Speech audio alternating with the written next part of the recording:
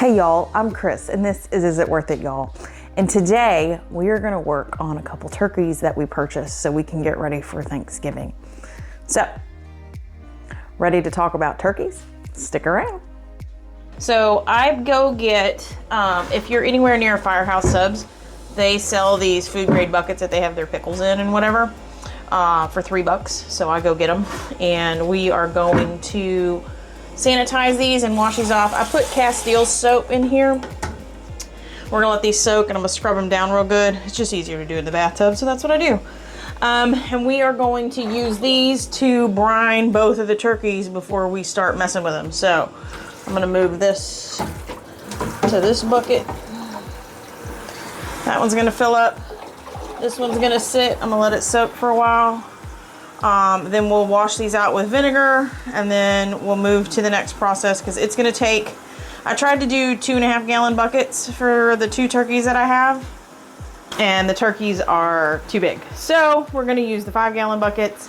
I just wanna sanitize these real good, get everything clean, and then we'll make the brine for the turkeys and I'll show you how I do that here shortly, as soon as these guys get clean. So I am not sure what happened to my microphone, but it flat out quit. This is the process of brining the turkey, and we are using a brine, and I'll link it in the description, called Out of This World Turkey Brine from allrecipes.com. So I'll link that down below, and this is just the process of us putting together that brine.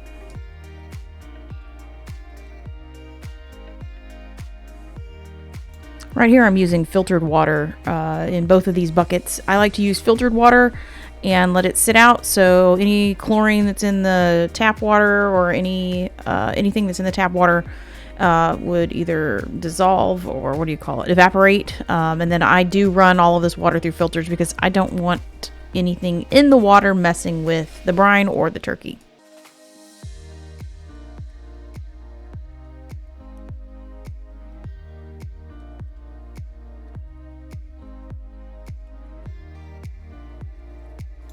Now we're going to take some of that water out and we're going to actually build the brine for each turkey. We're going to do them separately. I just want to make sure that each bucket gets the same or close to the same amount of ingredients for each turkey. The primary ingredient here is salt, and the salt is going to help break down the meat as well as keep it safe for when it's sitting out in the garage. Yeah, you'll see it here in a minute. We're going to put these in the garage. Our temperatures are low enough that it'll be fine out in the garage. And the rest of these ingredients are pretty much for flavor. So salt is your biggest concern here, to make sure that you get enough salt in the brine. And per usual, y'all, you know I like to measure with my heart, and so I am measuring these ingredients with my heart and making sure that we don't miss out on any flavor. And spoiler alert, yeah, we didn't miss out on any flavors.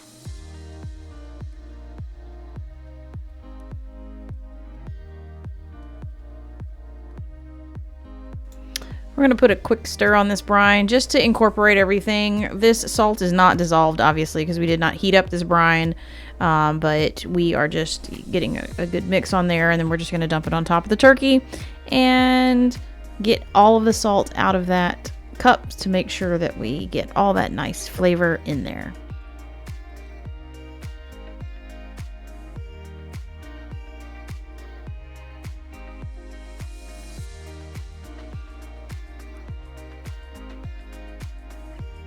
Then we're just going to repeat the process for the next turkey. All right, we got it. 2 turkeys in brines. And you're going, Chris, what are those circle things? Those are actually drinking glasses that I have wedged in between the bucket and the turkey that keep the turkey submerged. So as these turkeys thaw out, they won't float. And that's really it, y'all. That's how easy it is to make turkey brine and be successful in cooking turkeys next. So we're gonna follow up with this in a new video. I'm gonna show you what I do. After we pull these out of the brine, I'm going to spatchcock one and smoke the other. So a couple days, then we'll come back and we'll show you how we cook them. So this is gonna be exciting. Oh, And I'm gonna move these two into the garage. I'm just gonna wait because I gotta clean up the floor because I kind of made a little bit of a mess on the floor. So then I'll put these out in the garage because our temperatures are low enough at night that these turkeys will be fine out in the garage instead of sitting in the kitchen and in my way. So, all right. We'll see in a couple days when it's time to cook these suckers.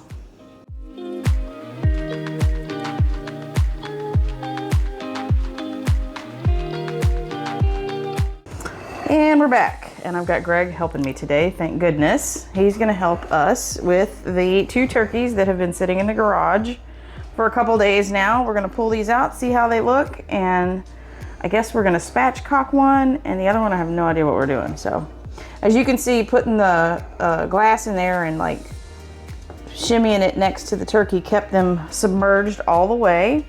And now we're gonna see, they should be thawed by now too. And we're gonna pull one out and cut the back out of it. I'm thinking we should just dump some of the, are you gonna set it in there? That's a good idea.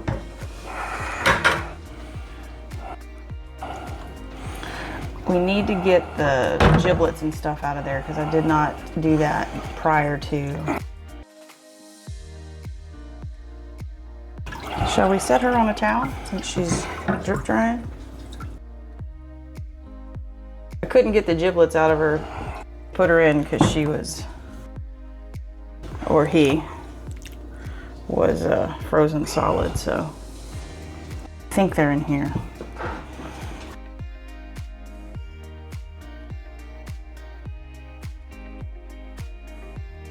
Is there a bag of stuff in there? Yep, cool. Let me pull that out. Yeah, y'all, don't forget if you've got turkey, read it and see if it's got giblets in it. Is there nothing there? I don't. And they might be on the inside. And it has a plastic little thing you gotta jimmy off. Oh yeah, that looks like there's a neck in there. Cool. We'll keep that. There they are. That should be it.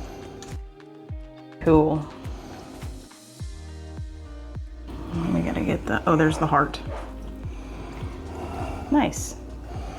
Let's get this piece out of there. It's always, it's very fun to get out. It's got a piece you gotta, yep, zigzag through.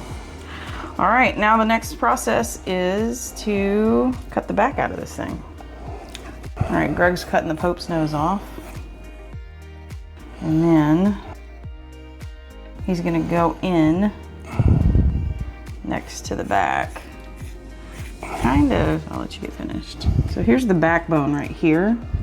And so he's gonna go, move your hand real quick. See how it kind of is like this? He's gonna cut here and here, and that's gonna take that backbone all the way up to the top. See the shoulder blades up here? I'm gonna take it all the way out. I'm letting Greg do this because I don't really necessarily have the hand strength to do it. You need to get you a really good quality pair of scissors or meat shears to do this because it is not an easy task. And if you get too close to that spine, it's even harder. That's why you want to go err on the side of caution and go wide when you do the cut. And if you do not like the sound of bones breaking, this will bother you. All right, that's one side. Second side's usually easier because you can see what you're doing better because you can open it up and judge. I need a towel, please. Sure. Yeah, oh, you lost your grip on the... Yeah. It got wet? Mm-hmm. Okay. Excuse us for sniffling and whatnot. We're still recovering. I lost my leverage. Ooh. Ow. I just bonked him with the phone, y'all. That was kind of funny. Oh yeah, there you go.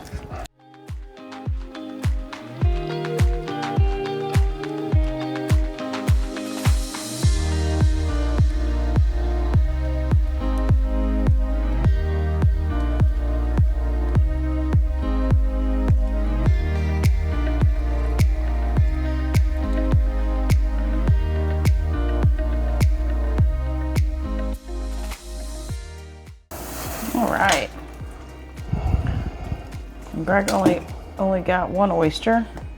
That's good. Okay, back's out. Now the reason why we do this, and then there's one more cut you make right up here. So if you want to look in here, in the breastbone, so there's a bone right here. So we make one cut right there, and it makes it easier to, and look how hard they are. Okay, that's good, babe. And then here's the trick. So you want to cook this thing flat, so you flip it over. And we're gonna put it on a cookie sheet. But then he's gonna pretend like he's doing CPR. You ready? Yeah. Oh yeah, take that out. We don't need that. There it goes. That's it, you're good. And so when we cook it, we're cooking it flat. So this guy goes here. This guy goes here. Wings are flat, so now that bird is flat, and that's called spatchcocking. And so we are going to put this one on probably a cookie sheet or a roasting pan, and we're gonna roast this one in the oven. And I think the meat and the bird looks good as far as the brine. We did a 2.5 day brine on this. The meat looks good and tenderized, and it smells good too. So we're gonna salt, pepper, butter, cookie sheet, put it in the oven.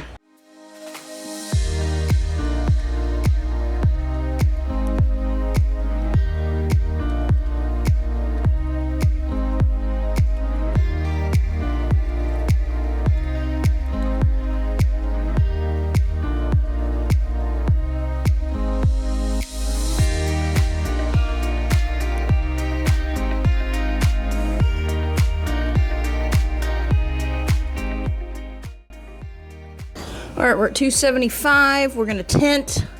I loosely put a piece of foil up there so it doesn't brown like mad and hold some of the heat in. Tint it and probably go, I don't know, until we hit internal temp of about 155, 160. Now this is the second turkey, and we are going to smoke this one. I'm gonna season it the exact same way, except we are going to put this in the smoker. Greg is such a sweetheart. He has already drug out my pit barrel, and he is setting it up for me.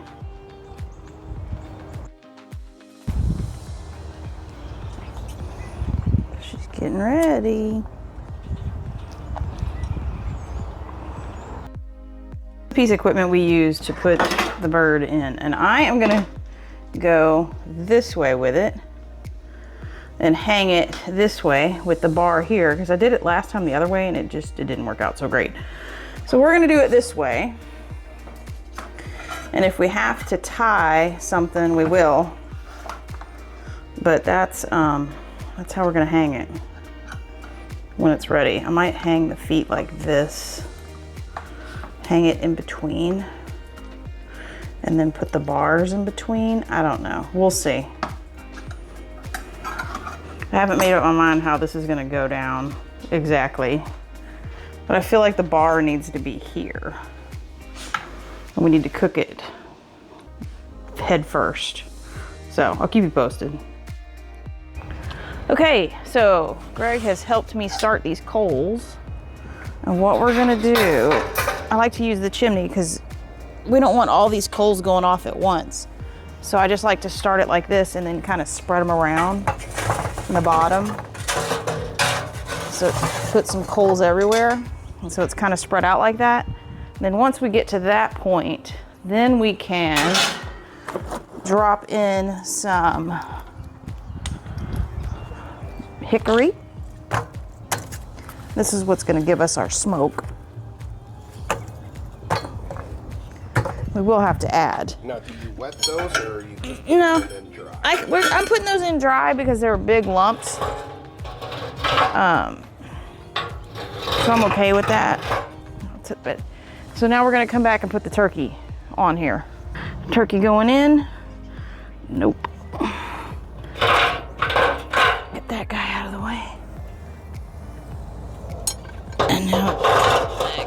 in. All right. And I have opted to do that in case this thing starts to fall. So now we've got the turkey in feet down. And she's gonna sit like that for a couple, 4 hours maybe. And then we're gonna let her, if we need to have her finish in the oven, we will. We're not opposed to doing that. The other thing I like to do is probe the grill and probe the turkey itself. So we have a sophisticated way we do this. We literally just stick a probe in the grill like that. And then the other probe I will put usually right in the top of the turkey like that. And we put a lid on it because it's smoking real good. And now you can see this is probe 2. So it says the grill at the top is 86 degrees. Oh, and we're climbing.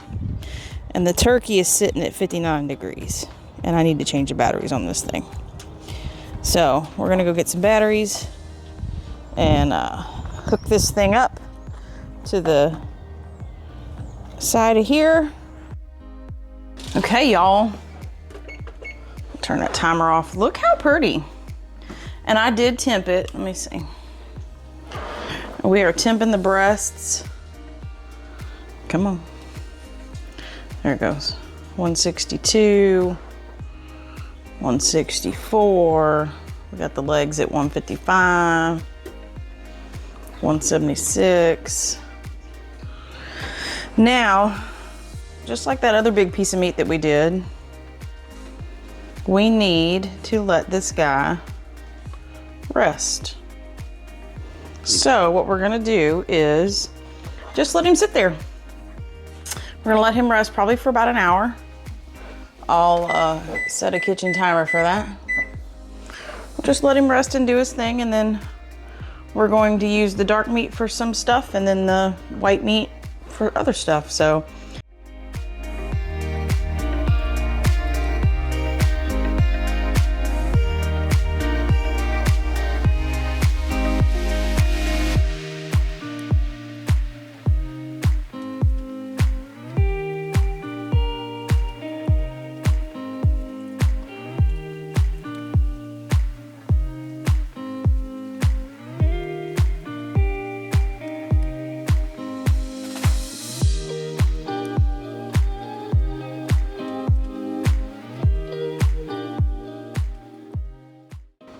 y'all, we have a winner. I've done one turkey spatchcocked in the oven. Obviously it takes less time than out in the smoker. That one's still going. I think it's at like 147 degrees. So we'll probably bring that in a minute. However, I have deconstructed the spatchcock turkey. Y'all, that is the juiciest, most wonderful white meat I have ever had.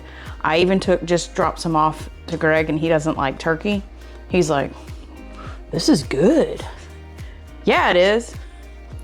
So I have taken the 2 breasts off. Obviously there's some missing because Greg and I just devoured part of it. We've got the drumsticks, the thighs, the wings all parted out.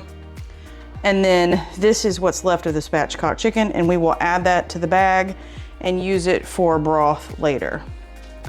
And I will tell you that the brine that I used, you must try it. It is so stinking good. We'll probably pull the meat off of the dark meat. I'm not really sure what I'm gonna do with this just yet. Might even just can it, but we'll see. I wanna see what Greg wants to do. This, y'all, this is going in Ziploc bags, and we're gonna eat on this all week. That is so good.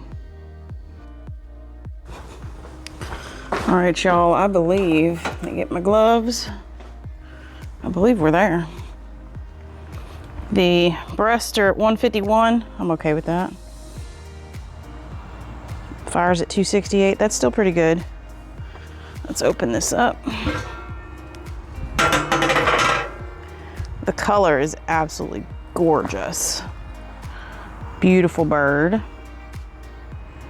And if we have to finish her off in the oven, we will. So I'm gonna grab her. I can't like film and grab and all that at the same time. So I'm gonna pull her out and take her inside. I'll meet you back in there. Well, y'all, if I do say so myself, that is one pretty turkey. We're gonna temp her, make sure she's good all the way around. I don't think she needs anything else. Man, she's beautiful. Now remember, y'all, you do not be afraid of big pieces of meat. Just take your time. Make sure you have the right equipment. Oh yeah.